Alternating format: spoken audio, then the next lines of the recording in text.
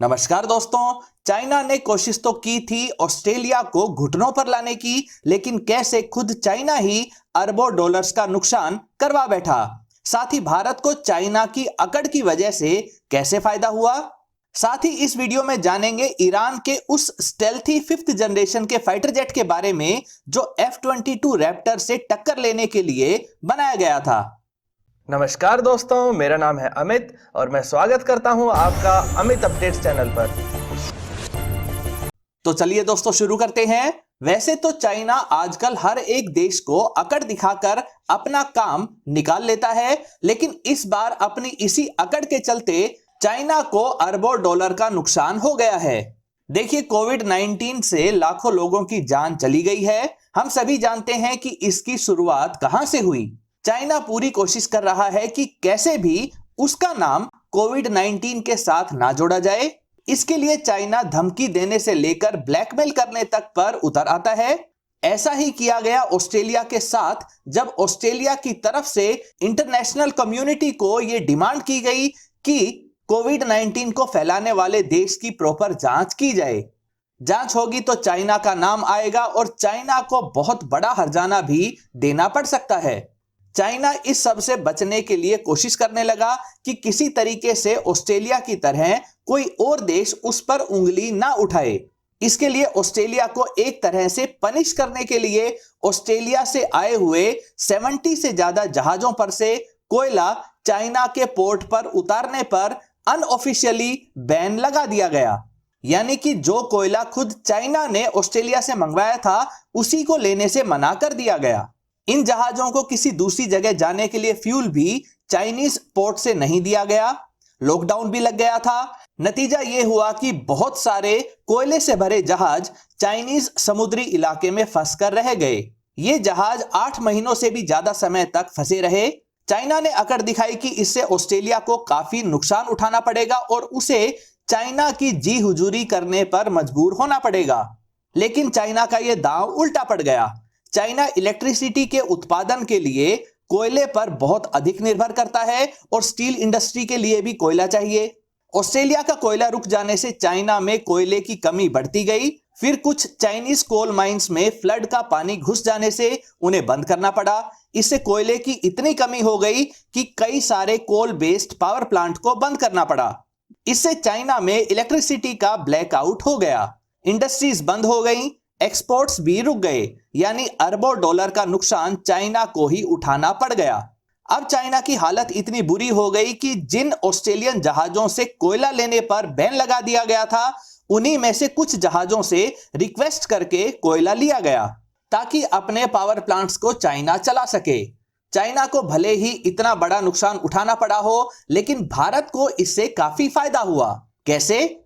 Australia का कोयला अच्छी क्वालिटी का होता है और स्टील बनाने में इसका काफी इस्तेमाल होता है। जब चाइना में फंसे हुए जहाजों का कोयला नहीं बेचा जा सका तो इसे बेहद कम कीमत पर दूसरे देशों को ऑफर किया गया।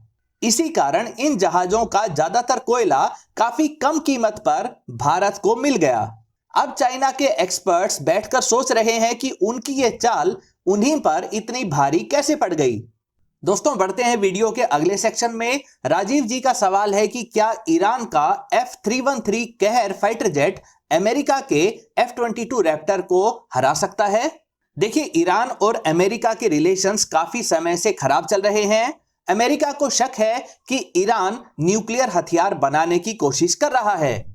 ईरान के ऊपर काफी सारे सैंक्शंस भी लगा रखे हैं और अक्सर अमेरिकी नेवल शिप्स व फाइटर जेट्स ईरान पर प्रेशर बनाने के लिए भेजे जाते हैं।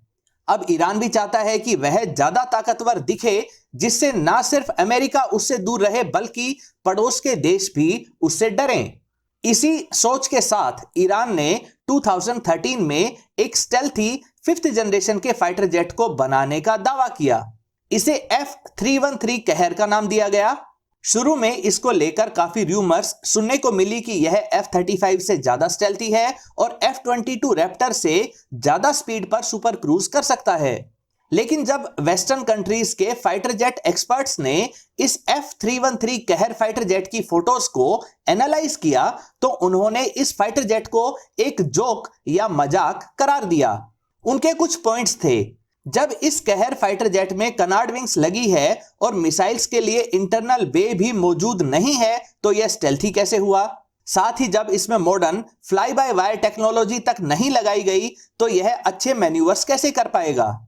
जब इसके कॉकपिट की फोटो को एनालाइज किया गया तो पाया गया कि यह फाइटर जेट की रिक्वायरमेंट तक को पूरा नहीं करता है और यह बेहद छोटा और आउटडेटेड है। F313 कहर के एयर इनटेक को विंग्स के ऊपर बनाया गया है जो दिखने में तो काफी अच्छा लगता है, लेकिन इनका साइज बेहद छोटा है जिससे फाइटर जेट को उड़ाने लायक एयर इसके इंजन तक नहीं पहुंच पाएगी। हाई एंगल ऑफ अटैक के समय तो एयर फ्लो इतना कम हो जाएगा कि यह जेट स्टॉल होकर जमीन पर गिर जाएगा। ईरान के पास अच्छा जेट इंजन भी अवेलेबल नहीं है तो इसे उड़ाएंगे कैसे? इसके विंग्स काफी मोटे साइज के हैं और साथ ही उनकी टिप नीचे की तरफ मुड़ी हुई है। इससे इस फाइटर जेट को ठीक से लिफ्ट भी नहीं मिल पाएगी, यानी इसे उड़ा पाना ही बेहद मुश्किल है। 2013 में पहली बार मॉडल दिखाए जाने के बाद 2017 में ईरान ने इस फाइटर जेट की रनवे पर टैक्सिंग करने की फोटो रिलीज की थी, लेकिन उसके बाद इसकी अपडेट नहीं आई। एक्सपर्ट्स का मानना है कि यह सिर्फ एक प्रोपेगेंडा था, यानी कि झूठा प्रचार था जिससे लोगों को लगे कि ईरान बेहद ताकतवर है। यह फाइटर जेट मॉडल अमेरिका को दबाव में लाने से कहीं ज्यादा ईरान के लोगों की उम्मीद बनाए रखने के लिए ही डिस्प्ले किया गया था। ना यह फाइटर जेट कभी उड़ सका और ना ही कभी इसकी डिटेल्स बताई गई। जिस अमेरिकी F-22 रैप्टर और F-35 को टक्कर देने के लिए इस F-313 कहर जेट को बनाने की बात की जा रही थी वह पूरी तरह से बेसलेस है। F-22 रैप्टर दुनिया का सबसे stealthy air superiority fighter jet है, जबकि F-35 में सबसे एडवांस्ड सेंसर्स का फ्यूजन इस्तेमाल किया गया है। हालांकि F-35 F-22 रैप्टर जितना स्टेल्थी नहीं है और ना ही यह F-22 रैप्टर जितनी स्पीड, रेंज और पेलोड कैपेसिटी रखता है। ईरान के बारे में कुछ लोगों का मानना है कि जब ईरान ने अमेरिका से खरीदे गए F-5 फाइटर जेट को रिवर्स इंजीनियरिंग करके इसके दो अलग अलग वेरिएंट बना लिए थे तो फिर ईरान कहीं ना कहीं फाइटर जेट्स को बनाने की काबिलियत भी हासिल कर चुका है। इन दो रिवर्स इंजीनियर्ड जेट में ईरान के इंजीनियर्स ने एयर इनटेक को चेंज किया तो दूसरे वेरिएंट में एक की बजाय दो वर्टिकल स्टेबलाइजर्स का इस्तेमाल किया था। लेकिन दोस्तों, एक पहले से बने हुए फाइटर जेट को मॉडिफाई करने में और एक एडवांस्ड स्टेल्थी 5th जनरेशन के फाइटर जेट को शुरुआत से बनाने में बहुत बड़ा अंतर होता है।